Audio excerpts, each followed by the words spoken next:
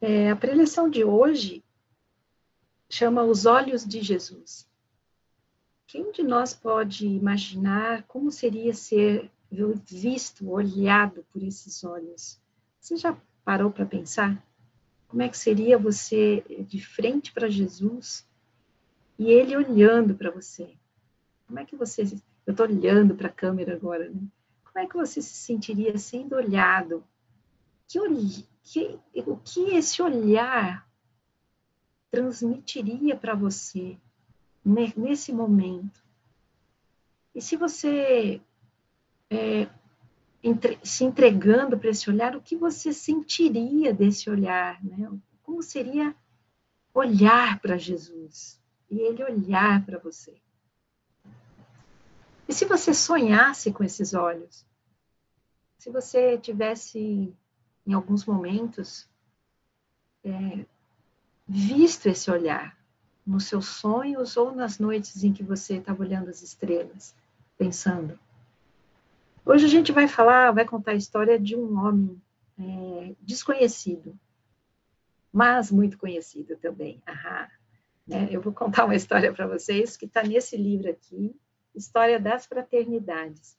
Fraternidades são os agrupamentos de pessoas que, em nome de uma relação igual, entre iguais, de fraternos, ou de sorelas, de irmãs ou de irmãos, né?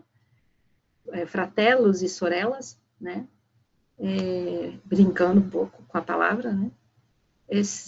Se reúnem em direção a um ideal, a algo que move o coração. E eu vou contar a história de Razim. A história de Razim. Razim, ele era um mercador, ele vivia de transportar mercadorias e utilizava normalmente navegações, barcos, na época de Jesus. Os barcos da época não deviam ser muito grandes como hoje, mas se tinha o conhecimento. Razim sabia viajar, sabia visitar as cidades e os portos, conhecia as pessoas de um modo geral, tanto na Síria, no Líbano, na Pérsia, em Israel, no Egito. Era um mercador e era um homem de bom coração. Razim costumava, durante a noite, perder o sono às vezes. E ele ficava olhando as estrelas, observando os astros, tentando conectar com os ensinamentos, com os conhecimentos que ele tinha, e conectar com os sentimentos. Né? A história diz que Razim era um homem muito bom, um homem muito justo. Em algumas noites, nas suas meditações, ele olhando o céu, ele viu os olhos que olhavam para ele.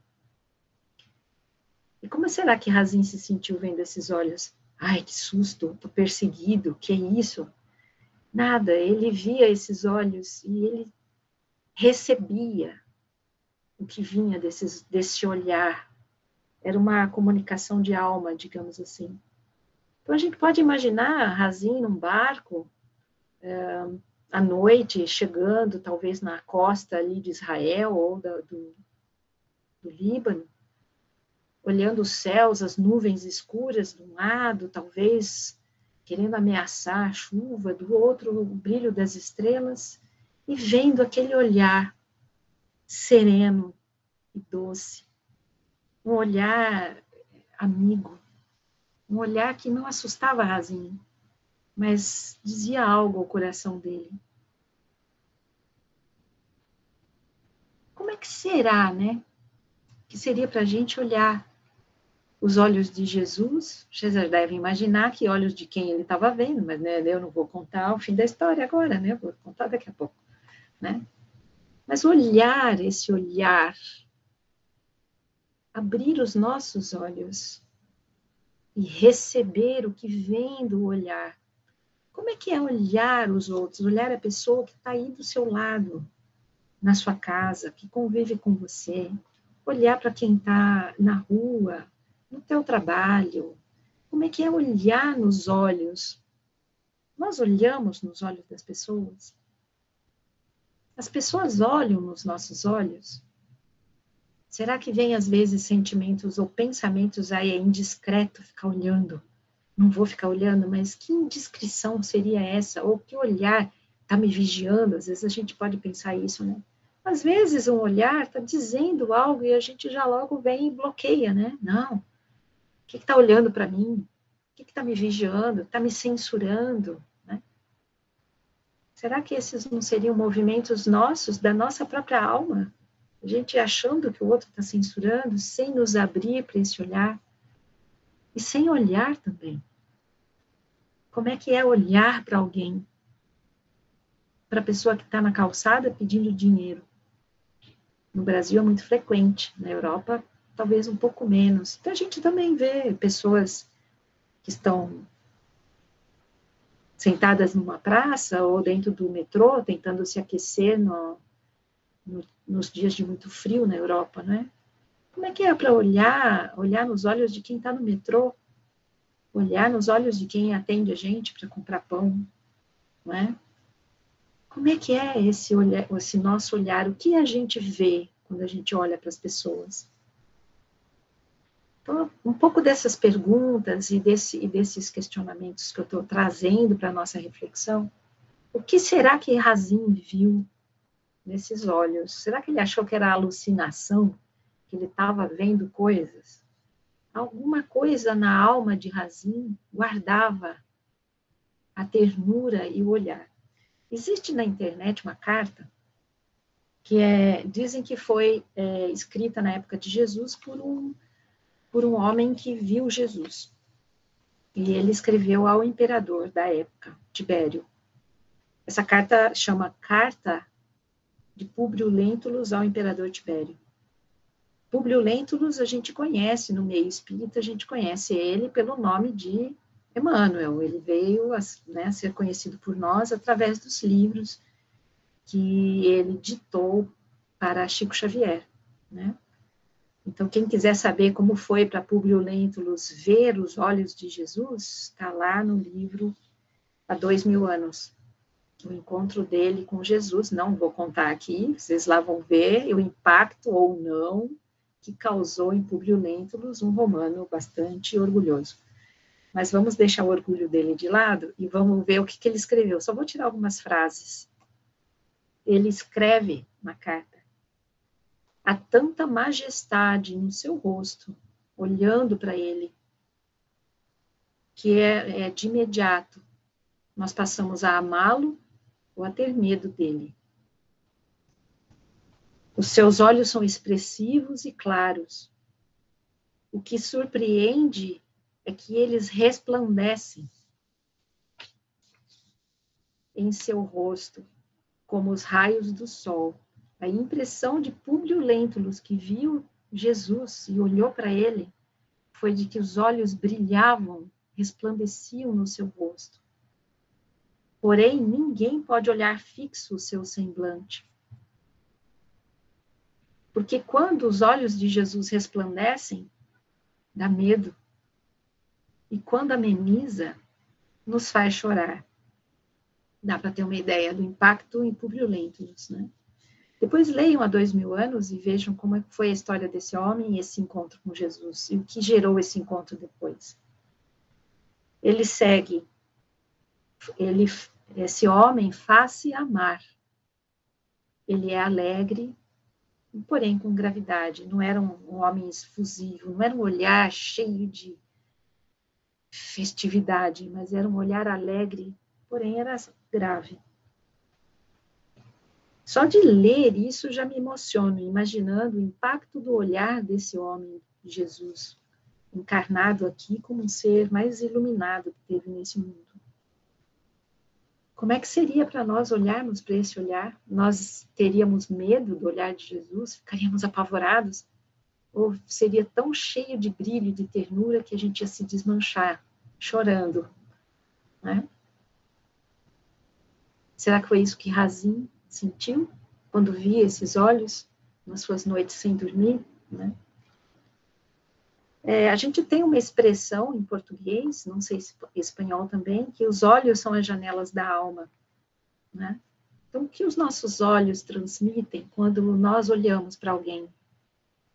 o nosso medo, o nosso desvio de olhar está escondendo o quê? O que nós não conseguimos olhar e deixar transbordar para outra pessoa? Às vezes o medo que a gente sente é o medo de perder a pessoa. É o medo de ficar sozinho, né? Mas é muito egoísta, eu tenho vergonha disso, e aí por vergonha a gente não vou nem olhar, não vou ver a pessoa dando tchau para mim, entrando no carro e indo embora, por exemplo, né?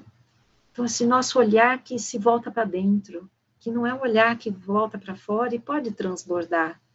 Vou sentir sua falta, vou sentir, né, sua ausência e posso até deixar transbordar esse sentimento no olhar, né? Ao longo do tempo a gente aprendeu a olhar para dentro, a trancar o olhar e não olhar as pessoas nos olhos. Porém, Razim viu os olhos de Jesus quando ele chegou em Jerusalém. Ele chegou num dia que estava tendo um tumulto muito grande, uma algazarra gigante na cidade, e ele estranhou a cidade, como está contado no livro que eu mostrei para vocês. E ele viu um cortejo, um grupo de pessoas andando, e a multidão em volta, e ele foi atraído para aquele lugar. E quando ele chegou, ele viu um homem carregando uma cruz. E quando ele olhou para os olhos desse homem, ele falou: esses são os olhos que eu via nas minhas noites. Era o mesmo olhar. E Jesus estava carregando a cruz para o Calvário. Razim não conseguiu falar nada. Ele quis ajudar o homem a carregar a cruz. Ele não sabia quem era. Ele viu as mulheres chorando e viu Simão, Cirineu, ir carregar a cruz para Jesus. E Razim quis carregar a cruz junto, tirar de Simão, mas Razim só olhava. E o texto diz para a gente que nesse momento de perplexidade, ele não estava entendendo o que aquele olhar tão doce e belo estava ali, naquele homem, naquela condição. Aqueles olhos marcaram a alma de Razim muito profundamente, né? O texto diz que ele sentiu muita compaixão, que a alma dele transbordou. Ele viu as mulheres chorando. Ele continuou acompanhando. Ele ficou o tempo todo lá. Ele viu Maria de Magdala amparando Maria de Nazaré, mãe de Jesus. E ele chorava e se emocionava com aquilo, assim como nós estamos emocionados agora, como eu estou. Esses olhos de Razim viram e observava tudo o que estava acontecendo. Porém, ele não teve coragem de se aproximar. Mas ele viu tudo. Ele foi testemunha. Seus olhos estavam abertos. O que talvez os olhos de Jesus marcaram Razim, que fizeram os olhos de Razim se abrir. Os olhos da alma dele. E ele viu. Ele volta para o seu quarto, ainda muito perplexo, sem entender, e depois, nos dias seguintes, ele via a cidade, voltou tudo ao normal, e ele falava: como assim? Eu preciso entender o que estava acontecendo. E aí ele foi procurar os discípulos de Jesus. Ficou vários dias ali, conversou com Maria de Magdala, conheceu Maria de Nazaré, ajudou Pedro e Tiago na casa do caminho, ali em Jerusalém, ajudou os discípulos a ajudarem outras pessoas. Os olhos de Razim estavam abertos. Ele estava vendo melhor. Ele estava vendo o resultado dos ensinamentos daquele homem. Que ele chegou no dia que aquele homem estava partindo. Foi tão forte, foi tão grande o olhar de Jesus marcando a alma de Razim, que ele aprendeu tudo o que ele pôde ali naqueles dias com os discípulos. E ele saiu, voltou a trabalhar depois de um tempo, inspirado por aqueles olhos, inspirado por aquele olhar. Como é que é para a gente olhar e ver e ter compaixão? Às vezes a gente pode pensar, mas ninguém tem compaixão comigo. Nesse momento, os nossos olhos ainda estão voltados para dentro, para a nossa dor, não tem problema. Mas o que nos traz hoje para pensar os olhos de Jesus, esse olhar de Jesus, era um olhar que, apesar da dor, continuava ali, como uma janela, iluminando. O próprio Jesus disse em Mateus, no Sermão do Monte, Mateus 6, Os teus olhos são a luz. Se os teus olhos forem bons, todo o teu corpo será luz.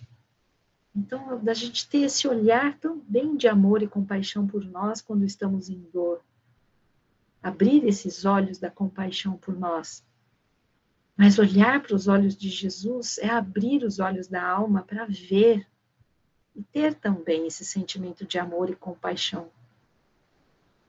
A história, se vocês quiserem ler, né, eu já vou encerrar dando uma dica para vocês, além do livro, né? Mas Razin, naquele dia, saiu dali com uma esperança.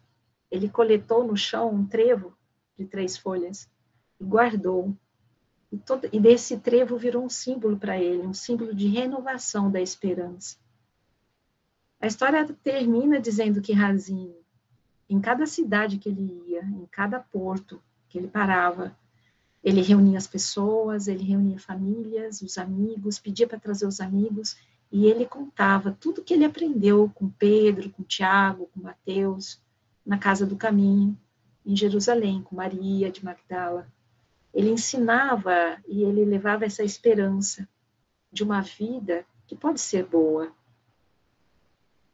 A história não para aí. Quando ele desencarnou, ele foi recebido do lado de lá. E eu quero terminar lendo para vocês o finzinho da história. Posso ler para vocês? Desencarnado, depois de uma vida de muito trabalho dedicado ao bem, ele se encontrou com todos aqueles que ele havia beneficiado pelas suas revelações, pelos seus ensinamentos. Razin ensinava as pessoas aquilo que ele aprendeu. E aí todos reunidos em prece receberam a visita do sublime Redentor, do próprio Jesus, lá no plano espiritual, que, envolvendo então a todos numa suavidade, no seu amor, disse: Razin, aquele que é fiel no pouco, muito lhe será confiado. Congrega as almas que você despertou, reúne todas elas para o amor do Pai e forma com elas um grupo fraternal. Ajuda os homens e mulheres de boa vontade a organizar escola, e essas escolas que possam preparar os discípulos do futuro. Assim, Razin veio com seu grupo fraternal, diz a autora, orientar a organização das escolas de aprendizes do Evangelho, na Federação Espírita do Estado de São Paulo, em 1950. As escolas até hoje procuram despertar corações, a fim de, através da reforma interior dos sentimentos, que as pessoas se tornem exemplos vivos do Evangelho do Cristo, desenvolvendo a fraternidade, para que possamos realmente ser os discípulos do 3º milênio. Então, o livro Histórias da Fraternidade, terminando de contar a história de Razin. Quem aqui faz a escola de aprendizes já deve ter ouvido falar da Fraternidade do Trevo, que ele fundou, com esse trevo que ele recolheu. E as escolas de aprendizes do Evangelho estão este ano comemorando 74 anos de existência. Elas existem presencialmente nas casas espíritas, elas já começaram na casa de alguém que começou um curso de estudo do Espiritismo, e daí da própria casa abriu uma escola, e elas têm o formato por carta. Na década de 90, uma mulher aqui no Brasil, a Sueli, ela falou, podemos fazer por carta. Hoje essa escola atende quem está nos presídios, que não pode receber os ensinamentos de outra forma, senão por carta. E eles fazem escola nos presídios e saem renovados de esperança, e atende as pessoas que não têm acesso à internet, nos assentamentos, nas áreas rurais. E temos as escolas de aprendizes do Evangelho online, que alguns de nós aqui já conhecem. Então, com esse olhar de Jesus terno e belo que tocou a todos nós, e que eu espero que essa noite a gente possa ter sentido um pouco que é ser olhado por Jesus, fica também o convite do próprio Razin para a gente fazer a Escola de Aprendizes do Evangelho. Em maio vai abrir uma turma aos sábados à noite, horário da Europa. Vai facilitar para quem mora na Europa, e no Brasil vai ser às 3 horas da tarde. Então, um convite para quem gostaria de conhecer melhor os ensinamentos de Jesus e entender o que foi que Razinha ajudou a orientar, fica o convite para começar a Escola de Aprendizes do Evangelho. É só falar com a gente aqui na Casa Esperança. Tá bem?